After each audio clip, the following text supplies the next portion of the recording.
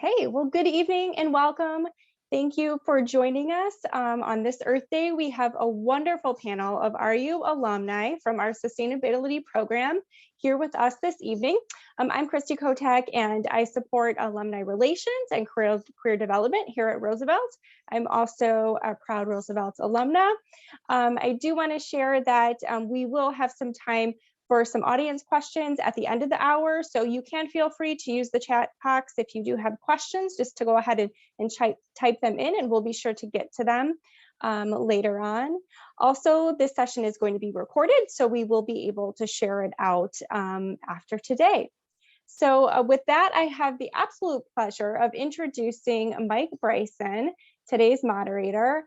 And Mike is professor and director of sustainability studies in the College of Art and Sciences here at Roosevelt.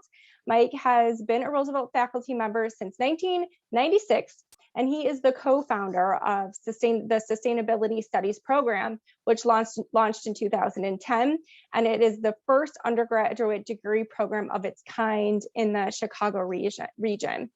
Mike is, of course, also heavily involved in campus-wide sustainability efforts at Roosevelt, and he's just done such an amazing job of coordinating a variety of events this week for Earth Week.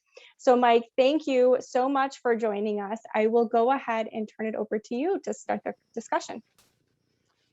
Thanks so much, Christy, and welcome everyone tonight. It is a true delight to be here and to have this gathering of folk from sustainability studies, past and present.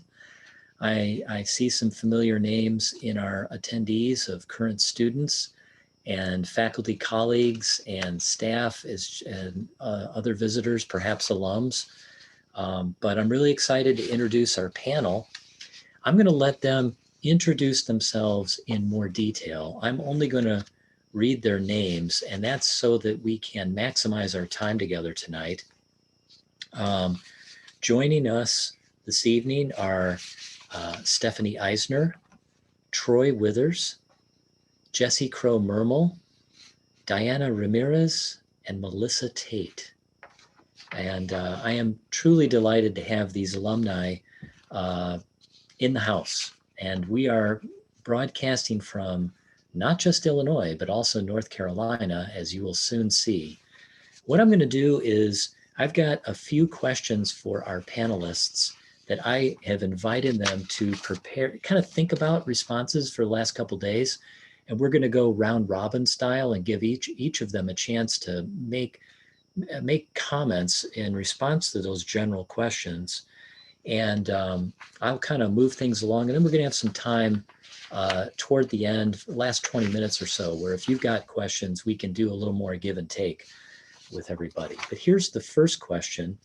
Each panelist should introduce yourself, your year of graduation, where you now live, and what kind of sustainability related things you've been doing, very broadly speaking, whether that's at your job at work, in your community, at home, or in creative or service projects. So this first one is kind of an introduction question. And I'm just going to call on folks, if that's okay, to start us out. And I'd like to start with Jessie. Good evening, everyone. So I graduated in 2012. It doesn't seem like that long ago, but I guess it's been a bit of time. And in my work life, I kind of wear a few different hats. So sustainability is really at the core of kind of what I do in a few of my different jobs. So I work at a nature center in communications and development. And so I think about that as kind of connecting to people's hearts through the message of sustainability. I also work at Angelic Organics Learning Center, a nonprofit education farm as an educator. So I feel like I'm connecting to people's minds through that. And then I also do a lot of service work for local organizations doing ecological restoration and doing work like composting. So I think about that as kind of like boots on the ground, having my body involved with direct kind of work for the earth. I'm also involved in a lot of activism and some art. So I'm really looking forward to hearing from everybody tonight and connecting. Thank you. Thanks so much, Jessie. Troy? Hey, good evening, everybody. Thanks again, Mike, for having me. I had to look it up just now. I'm a 2013 graduate from the sustainability program. I'm now currently the trauma-informed services coordinator for Blocks Together and restorative practice coordinator for Cameron Elementary. I live in Chicago still.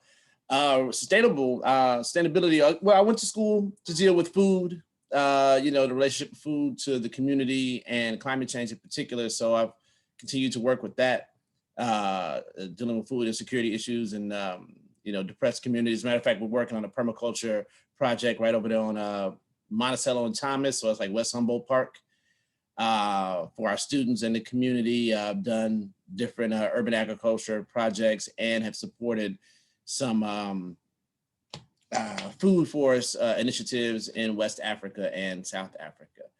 But I think the greatest thing was that, ironically, when I was working at Roosevelt University, Nancy Michaels from Mansfield, I know you know Nancy, Mike came down and invited me to participate in some restorative justice stuff. And then that kind of took a whole nother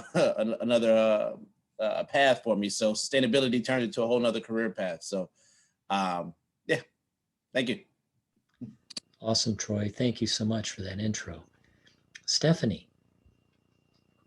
Hello, good evening. I'm also from the class of 2013. I earned a BA in sustainability and minored in economics. I'm currently a program officer at a family foundation where I co-manage our environmental portfolio. So I get to work with great organizations on land preservation, environmental education, and community outreach. Wonderful, Stephanie. Thanks so much. Melissa. Hello, everyone. My name is Melissa Tate, and I graduated as recently from Roosevelt as December 2018. I live in Alsip, Illinois, which is a south suburb of Chicago, but greatly invested in actually environmental concerns and things of that nature. So I actually emailed and let them know that I'm interested in volunteering in the community, and I'll be able to participate this Saturday in an Earth Day cleanup. But I've been working for Ferrara Candy Company, and well, we're no longer a candy company because we merged. So we're Ferrara, based in the Chicagoland area. I work in corporate sustainability for the organization, so designing the corporate sustainability strategy roadmap. And we just passed actually our roundtable on sustainable palm oil certification for the company. I'm currently studying for my LEED accreditation. Thanks, Melissa. That's great to hear. And lastly, Diana for round one. Hello, everybody. Thanks for having me, Mike. My name is Diana. My pronouns are she, her. I graduated from Roosevelt in 2017, and I double majored in sustainability studies and sociology. And wow, Mike, this means 1996. You've been teaching at Roosevelt for 25 years. That's amazing. Good for you. I am born and raised in Berwyn, still there, although right now I am calling in from coastal North Carolina. I'm an hour ahead, and I'm hoping that the sun stays up for our session. But for as far as what I'm doing sustainability-wise right now, I am leading a Student Conservation Association crew. We are a roving crew with the Forest Service, so we are doing silviculture projects throughout 8 different districts throughout 4 months. So it's been a lot of traveling, a lot of work with trees, which I love. And I'm also trying to challenge my members to take on a new sustainability initiative once a month. New one every month to try to make it a habit. Fantastic. Thank you, Diana. And you are loud and clear from North Carolina. You have a really good connection, so I'm grateful for that.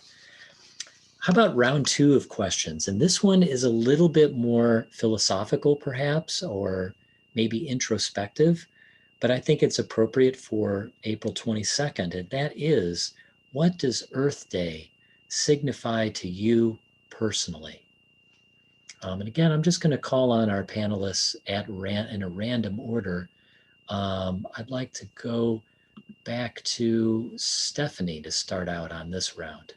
Love to start with this question. So I would say Earth Day has always been about giving back and having fun.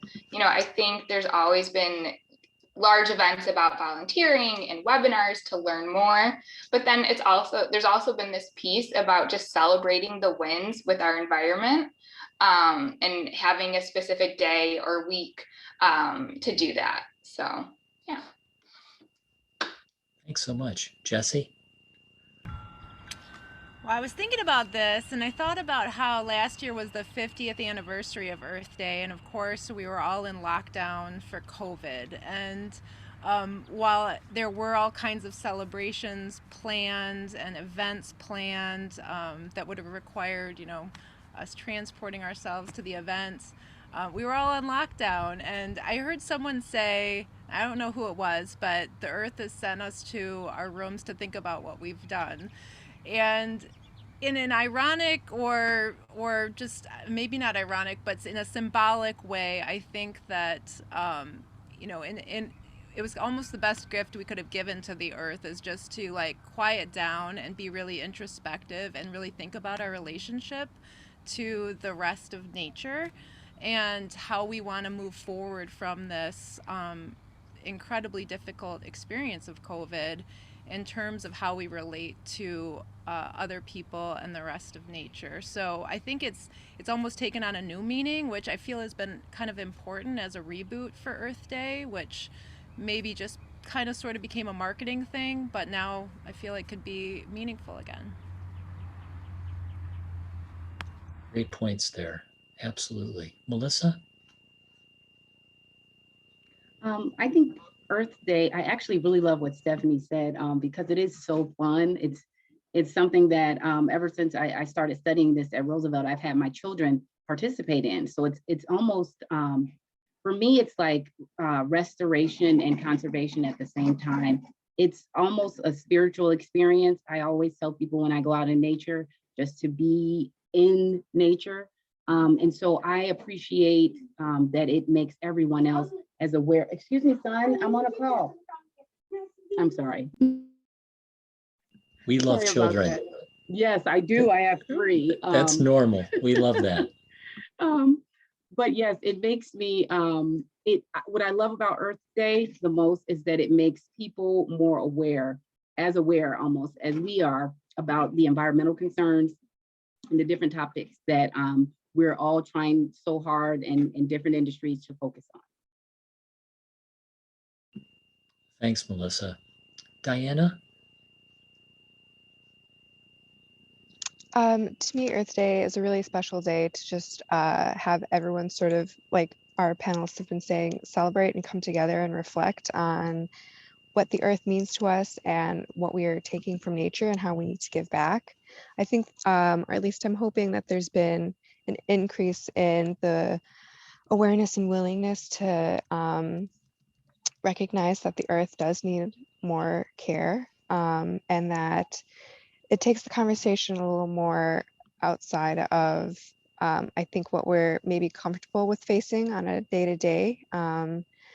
So yeah, in terms of sustainability, I think it speaks to the fact that we have this relationship with nature as stewards. And I appreciate and love that everyone comes together on Earth Day to plant a tree or do their part. But every day should be Earth Day, in my opinion. Yeah, that's a great point, Diana. And as you all were speaking about what Earth Day signifies to you, I was thinking about my own reflections on it, and the fact that Earth Day was born as a massive political protest in 1970 during a time of great social upheaval and environmental degradation and political unrest, much like what we're going through right now.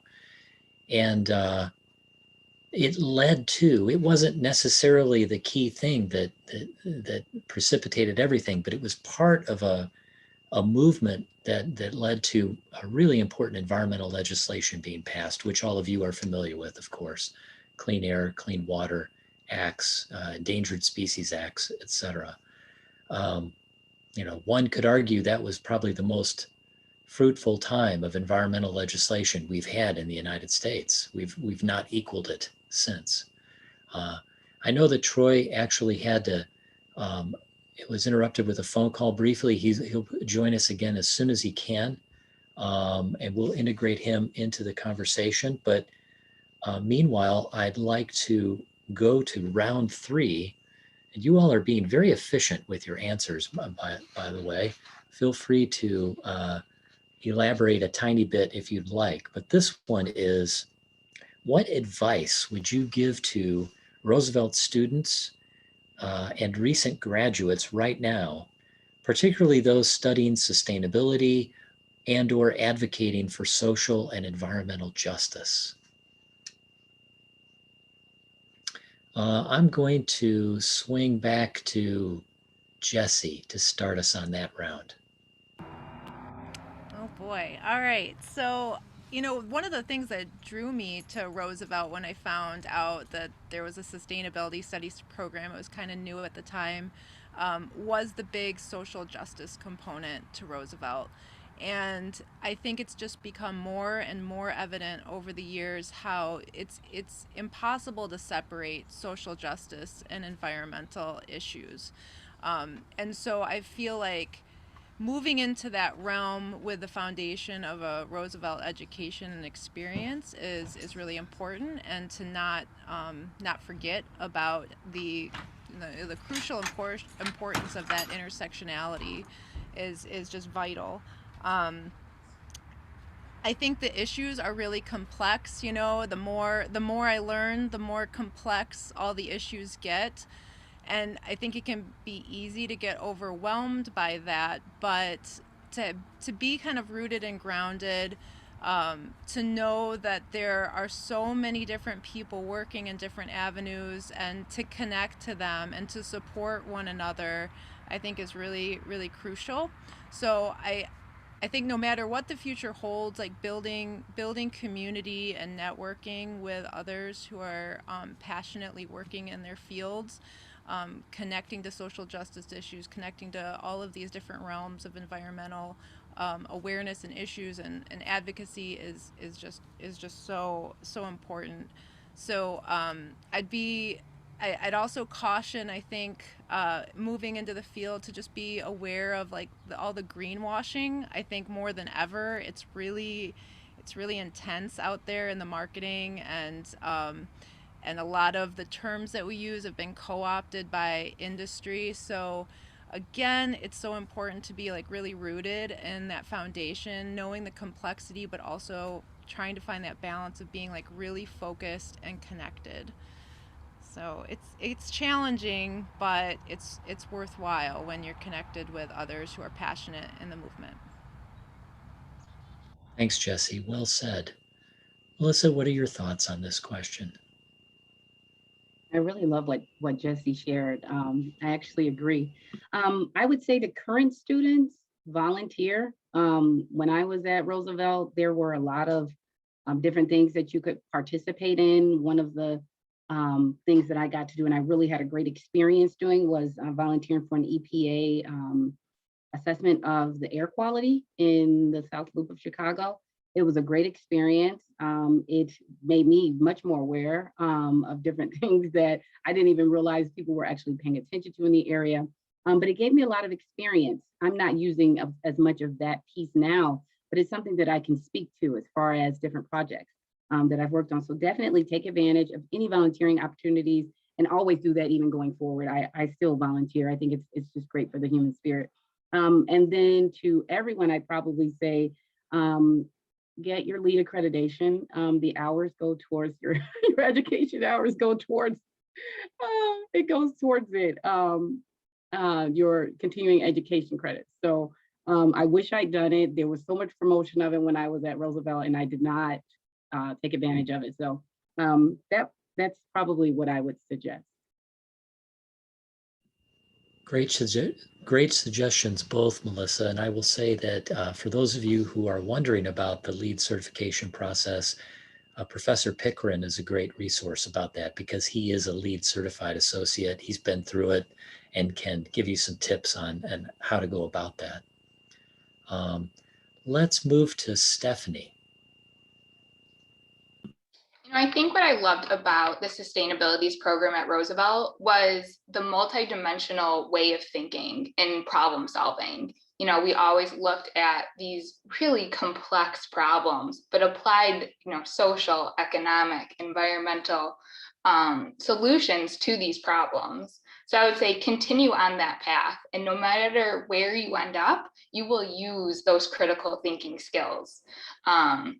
Before I had this current role, I actually worked in the finance department for an automotive aftermarket company where, it's almost as far away from environmental studies as you can get. But because that was the way I thought and acted, I was, very well respected in the company, and it led me to my current job. So you'll never know where you'll be, where you'll end up. But, stay curious, keep learning. And Great advice, Stephanie. I love that little job story, narrative arc you painted there.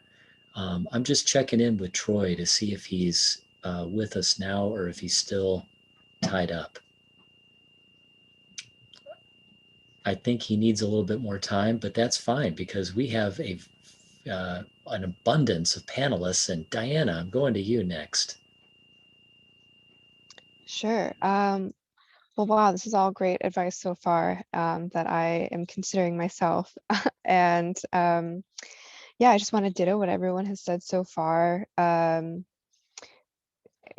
Just going forward with your education or your career, whatever you decide to pursue, I really do think that sustainability, there's a environmental underlay in every profession. So sustainability and critical thought should always be at the forefront of whatever challenges that you encounter. And also, I would say spend some time really getting to know yourself. I feel like recently, as a young adult, I've just sort of gotten into this idea of self-authenticity and community inclusion and really investing in myself and what I care about and finding others that have similar passions. And that has just really led to a lot of success for me and opening more doors. And volunteering is really great, getting into communities that way. And yeah, don't be afraid to try things that you might be unsure about. I often have found that things that made me uncomfortable or I was a little unsure of turned out to be really amazing. And so yes, man, every opportunity you can, and just see where it takes you. That's great. Thank you. Stephanie talked a little bit about the education she was part of as within the SUST curriculum, and a couple of others alluded to it briefly. A question that was advanced or that was put in the chat at our previous session, which I thought was a wonderful question, was what particular memory do you have of your time at Roosevelt that has stuck with you? Or was there a favorite experience or a moment that really impacted you? Melissa told a little story about doing that EPA air quality monitoring in the South Loop. That's the kind of thing I'm thinking of, those little gems that have stuck with you. Does anybody want to tell some stories about that? Love to kick this off. I have the perfect memory that stays with me. So, I always let me give a little bit about my personality and who I am. I say in a previous life, I was an accountant. I like data, I like spreadsheets, I like computers, right? Okay. We did a food waste audit in our class at Roosevelt, and that was a very dirty experience, and I loved it. And I felt that you never really know anyone, and you don't know humans until you have to dig through their trash. And that has just always it's always stuck with me, and I suggest and recommend it to all, to learn about human behavior, to learn about what we can do better, because food waste is a huge problem.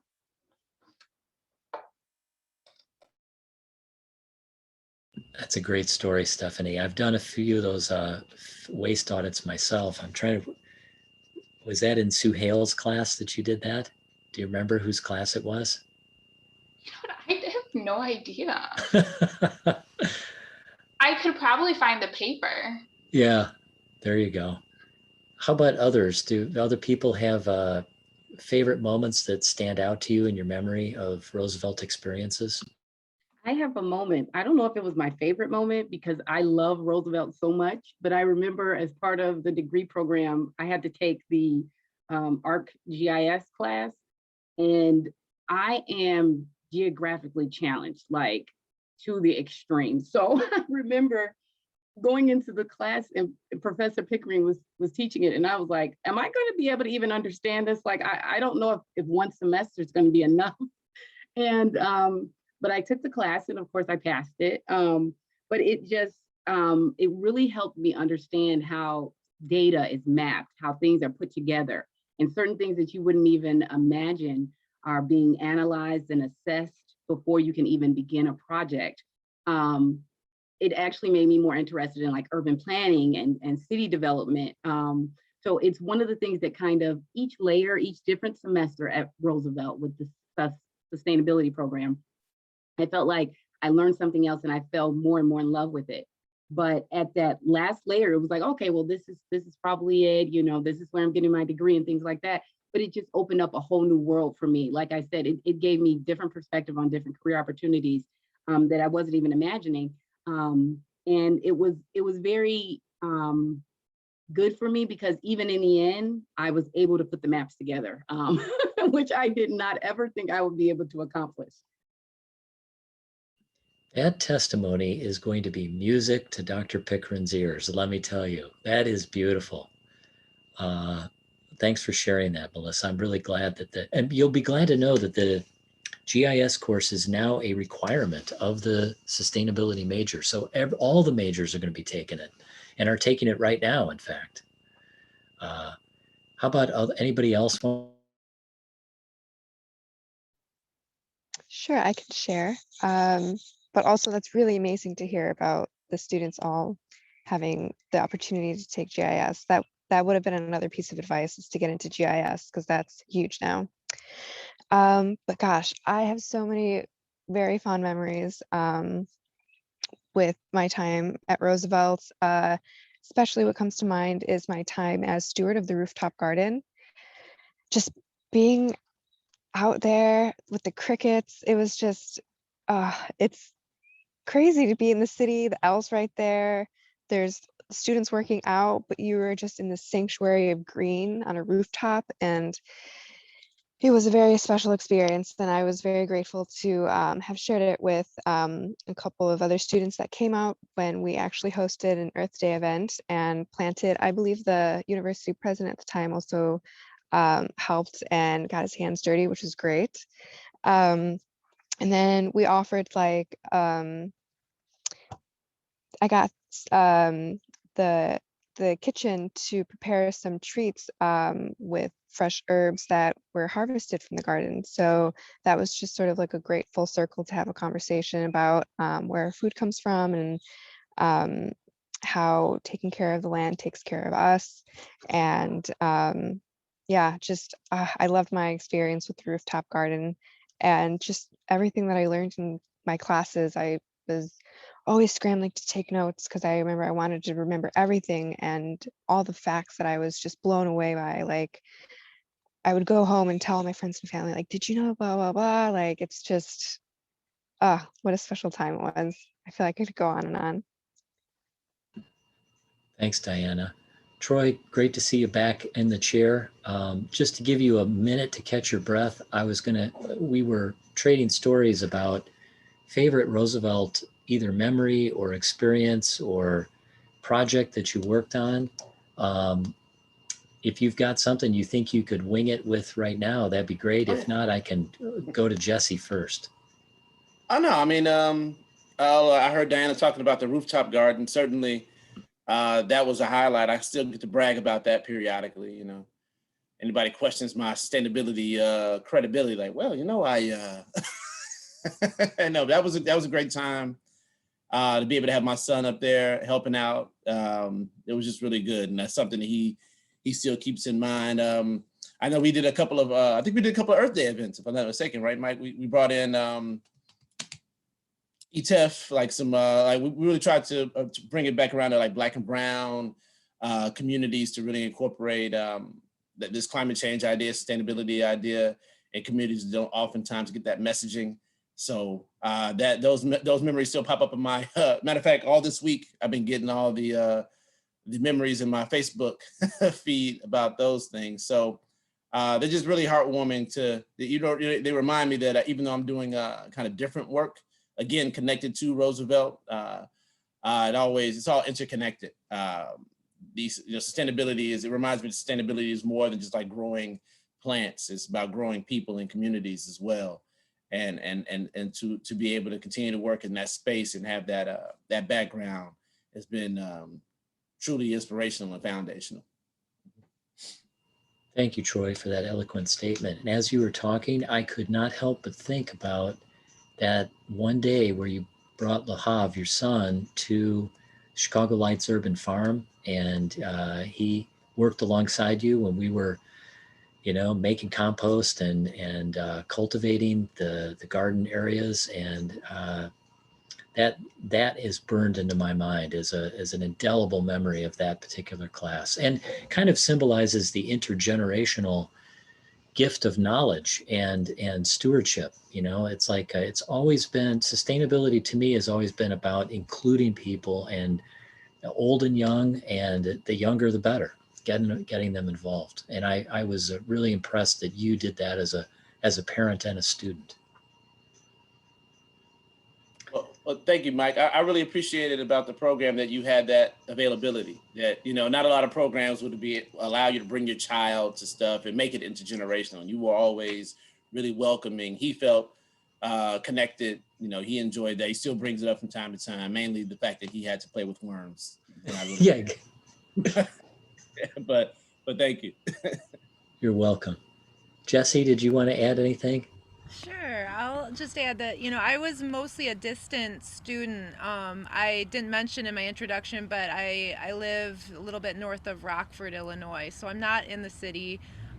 So most of the classes I took were either online or kind of the hybrid version. So my fondest memories, of course, are all the experiential field trips that I got to go on to kind of connect me to the community of Roosevelt students, and I like what Troy mentioned about bringing his son in the intergenerational aspect, because I also got to experience that with my kids and my family, and that was a really important part of the whole experience.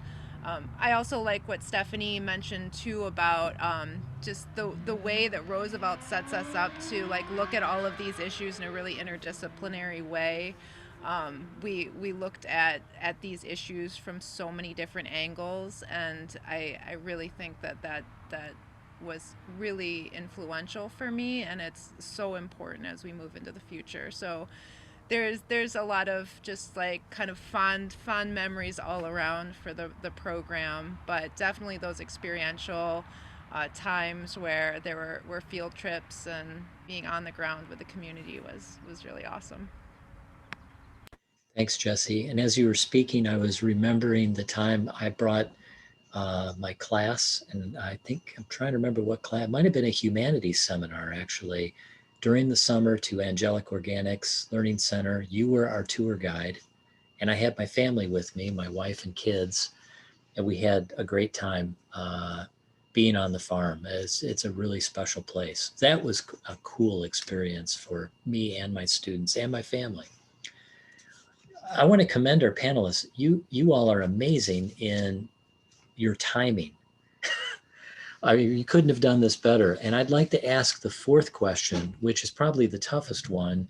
And then let's open it up to our audience to see what kind of questions they want to ask of our panelists. But the last question is, What are the most important challenges ahead of us as you see them? But also, what gives you hope for the future? Let's swing back to Melissa, if that's okay. Okay, so I answered the question. I have some notes here because I try to keep myself on task. But I answered a different question, but I'll start off with what I think is probably the most important thing is what Troy was talking about in his work in the different communities. There's a lack of awareness around certain things in, minority communities. And I think it's very important to highlight those things. I'm reading a book now on environmental racism, and a couple of another book, I forget the name of it, it's called Whitewash. But it's all talking about these different topics and different things like that. But I think while we're battling certain things, on a physical level in these minority communities, we're also still need to focus on certain things in these African American and Hispanic communities as well, because where I live in Alsip, Illinois, although this community is very heavily focused on environmental concerns and preserving, they just received a grant to preserve the waterway here that they asked me to help volunteer on.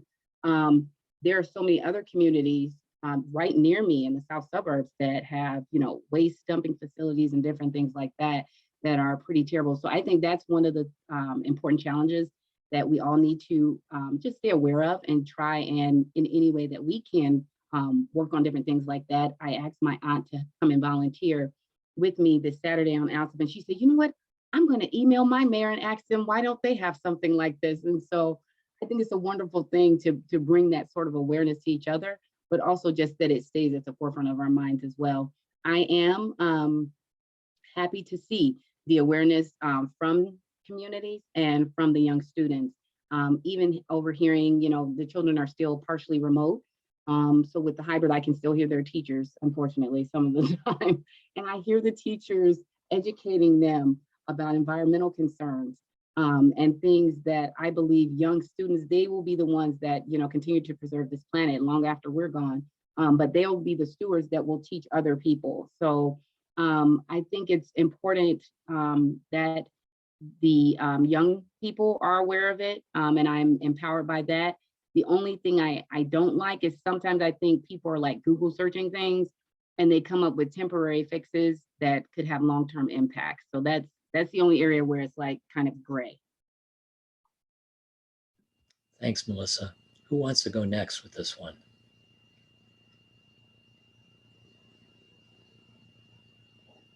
Just go ahead and speak up if you do. I'll take a whack at this one.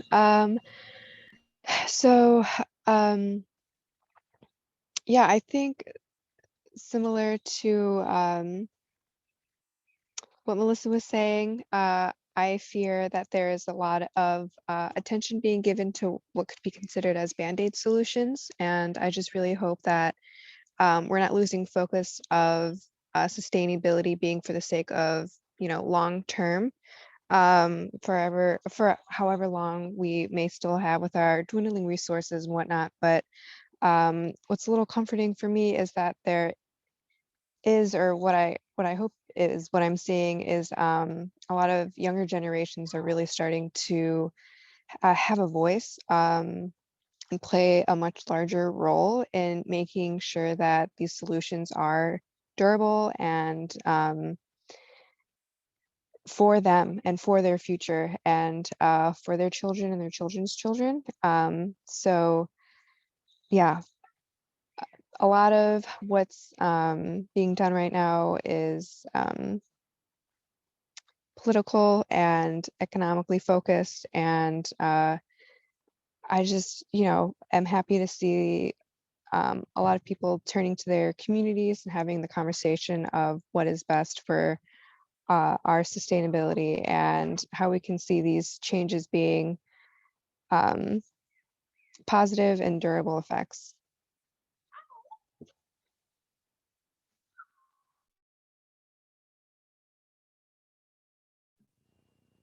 Thanks, Diana.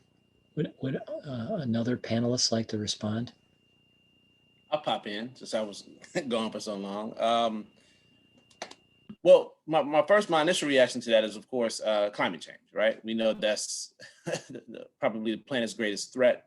Not the planet. I always want to correct that. Life on the planet's greatest threat. The planet will be fine. It's us who are challenged by that. But I think to Melissa's earlier point, it's the us that I think is our greatest challenge. And working in the communities I work in, I realize they have so many immediate concerns that are real and tangible that thinking 20, 30, 40, 50 years down the line oftentimes is unrealistic, and so I think in order to really push towards protecting our posterity, if you will, I've tried to, I think it's important for us to, like I say, integrate these concerns, integrate these ways into the now, So for example, since we're working on this permaculture food for it, and it's on the block, like we're taking a block on Monticello, we're taking students who, well, frankly, you probably saw the news. We just lost a student this weekend. If you saw the 6-year-old girl who was shot, that's the mom. That's why I had to go away. That was mom just called me. But now we can take them. So yeah, it's food insecurity, but it's also therapeutic. You get to go work in the dirt and plant flowers. It's a community safe space. And now in the middle of all this chaos, we want to create a space you can walk on and see beauty and joy, and when you might not often be able to see that. And then inside of that, we can start working towards conversations of the larger implications. But in the immediate sense, I can give you a therapeutic space. We can address food insecurity now. Like I can bring you blueberries and collard greens tomorrow. Not tomorrow, because we're still planting. But I mean, theoretically. We're gonna, blowing me up. We can grow, we're growing cilantro, so we can address lead detoxification issues in the community. So all these various things that have larger themes, but we can bring it down to the needs of today. And I think that's what happens in communities. They oftentimes get maligned, like, why aren't they more active? Like there are things I got to deal with right now. You know what I mean? It's almost like trying to plan out your 401k when I got to pay bills tomorrow. And I think that's where some of these communities get caught up in. But to be able to bring that reality now in order to help us along, so make sure that there's a future there to be had. Because as Jessie said so eloquently, the politicians and those who are economically centered are making decisions for their own interests. And I don't think oftentimes it really benefits the planet or the majority of those who are living in it. We have to make a more excuse the pun, excuse the wordage, but sustainable lifestyle changes. And of course, Mike, my whole thing was about food and veganism, or on the flip side, meat consumption. And yet and still, to be able to, what the work I do now is to show how meat or these dietary choices affect trauma, affect behavior, and things of that nature. So that's an immediate reaction, but it's still, also a climate change focus. So just really like I said, to integrate these various concerns into ways that make them relatable and doable, as opposed to being far-fetched. I remember one of the last events we did when I was in Roosevelt, I think I said something to the effect that most people ain't really worried about no polar bears. That's sad. You see, oh, that's sad. Look at that polar bear over there. Okay, whatever. That's unfortunate. But if I can make you concerned, if Jaslyn, the young lady, if we can see Jaslyn and connect that, we can connect poverty and connect all these things, food insecurity and climate change and resource distribution. If we can connect all these things to understand how this child's life was affected, for example, then we can have a different conversation and makes it more real and important today. And I think that's our greatest challenge, to make today the work for tomorrow. Beautifully said, Troy. Thank you very much. And, our heart goes out to that girl's family. I'm glad that you can be a resource and comfort for them during this really tough time. Thank you. Does anybody else want to tackle that big fourth question of, what is the challenge at hand to you that you see as really important, knowing that there's so many, there's an infinite number of challenges, but also what makes you hopeful? Anybody else want to speak to that? I can chime in. It's hard to follow what others have said because you've all put put so many great points into perspective, and it's just such important work that's being done. So I just want to put a little exclamation point on what everyone has already said. And yeah, going back to just kind of, the social justice issue and climate change, I think that, there's going to be more of a challenge in the future. I think even if we stop all like fossil fuels right now, like there's still going to be climate effects. There's still going to be mass migrations of people, the folks that are being most affected by climate right now, and by fossil fuel burning coal plants and everything. It's the people who are least responsible. So there's already such a social justice issue, and there's going to be more. So the more that we can really integrate that now, it's going to be so important. I think I have a lot of gratitude for the Black Lives Matter movement this last year, because it's been such a spotlight on the systemic issues, bringing up not only just state sanctioned violence, but just the violence like through the poverty and so much else that's just embedded in our system with Indigenous people and Black and Brown people. And so that's been really crucial, I think, and laying such an important foundation for moving forward, and like in a way that requires some deep listening and some really painful, like hard explorations. But I was thinking with this question, like about just being witness to so much that's dying right now, and this seeing all that's going on in the world. I was thinking about Aldo Leopold's quote about one of the penalties of an ecological education is to live alone in a world of wounds, but to also be able to see the beauty, and to be able to transform some of that pain that we see into beauty. And I think what Troy's doing through like the gardening and caring for the soil, caring for the people, nourishing bodies with food and beauty is just it's just so crucial. So again, it goes back to that social justice foundation that Roosevelt is so strong in. It goes back to that interdisciplinary aspect of looking at issues through all different kinds of lenses and through different angles, and looking at issues through like other people's, if you put yourself in someone else's shoes and what they're facing. And like the climate change is not an immediate threat when there's so many other things that are immediate threats. So having so much compassion for that. So I think the more that we just actually do the work, see that the beauty that's all around us, create more beauty through the work on the ground, it's going to bring us forward in a sense of community that's so essential right now. So I'm really grateful to be part of such an amazing coalition here doing such incredible work. So thank you. Yeah, thank you, Jessie. I mean, hearing you say that makes me think of, wow, as faculty and alumni, we need to strengthen our bonds among each other to harness some of this power and energy, and which is part of my motivation for bringing you together tonight, because and what better day to do it on Earth Day, but it should be something I would like to do more of, to connect and encourage each other and share our knowledge and resources. I promised the attendees that I would include them, and I got kind of carried away listening and asking questions. I do want to open it up right now to our guests to ask questions, either by speaking up or putting things into the chat. Either way is fine by me. I know that we have some faculty and students in the house. I would encourage them to ask away. Here's a question from Kiera. With so many issues that exist in sustainability, what's the best way to explore which jobs or careers best fit us? That's a really good question from a current student. Anybody want to tackle that? I'd like to start. It's something that Diana said earlier, and I actually next week have to speak to some students. And I actually last night was thinking about this same statement.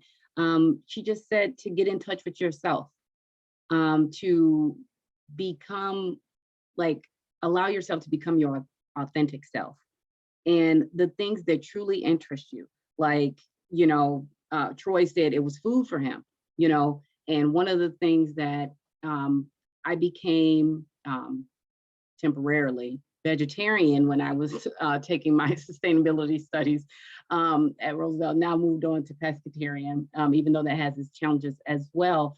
But one of the things is that just exploring what truly interests you, who you are. I was already working in the consumer packaged goods industry, so I decided to stay within the commercial sector of business. But always on the horizon for me, I'm thinking about urban planning. I'm thinking about city planning. Those are different things. This volunteering that I'm doing now is a first step into that, to just understand that aspect of it. But I believe if you just tap into who you are, your general interests, that will help guide you. There is so much opportunity and so much intersectionality, as everyone has highlighted here.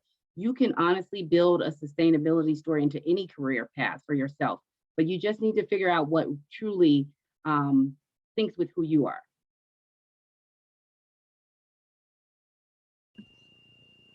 The only thing I would add to that was such great advice that I take it for myself, is that learn your skill set, know what you're good at doing and what you enjoy doing, and the passion will follow and the industry will follow.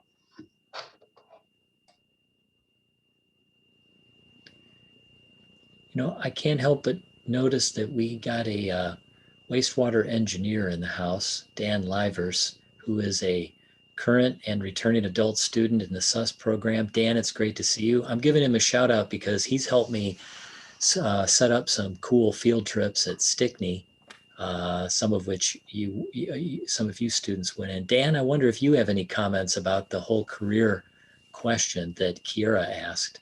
Oh boy, thanks for calling me out, Dr. Bryson. And boy, you could not have found 5 better people to represent the sustainability program at Roosevelt. It's I got pages full of notes here of stuff and I thought I was pretty on top of things. Boy, I'm gonna lead certification is next on my list for sure. My passion is wastewater treatment. I work at the Stickney Water Reclamation Plant. We also run the deep tunnel. And Dr. Bryson was on a tour there. That was fun. I kind of backdoored this. I had a job in wastewater treatment, and then later in life, I went back to school. I'm class of 2021. I just registered for my last 2 classes. One is with Dr. Bryson, and the other is with Graham Pickren, the GIS class. So it's very exciting.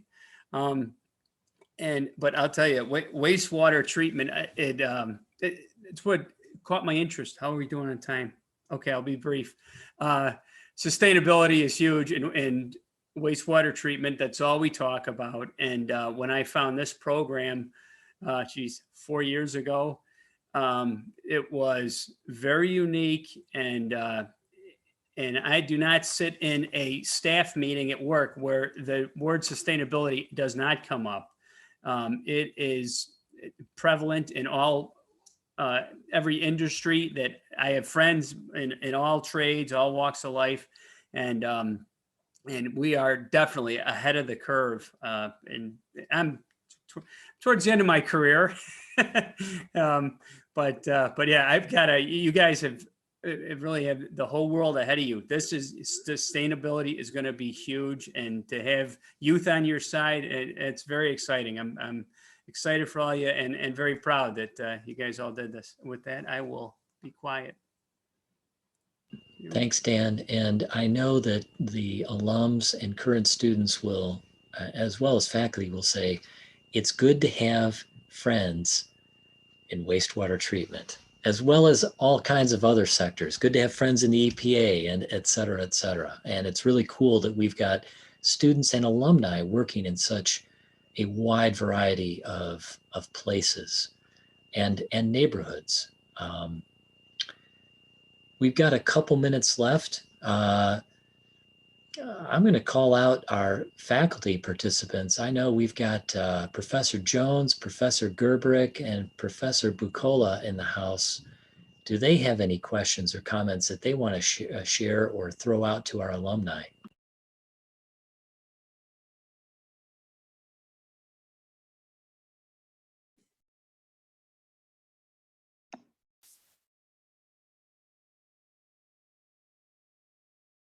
I'll talk real quick.